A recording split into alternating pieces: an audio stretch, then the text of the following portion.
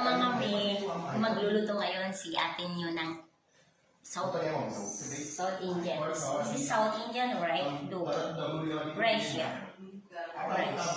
Rice siya na grind, pero may kasama doon na parang South Indian food. Ang mga Indian is iba-iba ang magkakain. Tignan yung mga meal. Tapos ito, kailangan may itong pan. So, ang tinatawag nilang dosa. Dosa na parang siyang pan-pan. Pero hindi pa expert ang andinyo, ha?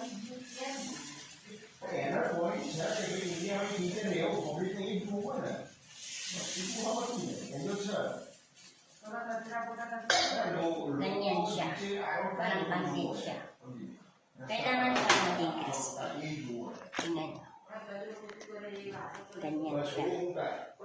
Then, kailangan, pag naluto na siya, ganyan, may naridipid akong luto. Charang! O, diba, ang sarap niya, ang crunchy-crunchy ang rice.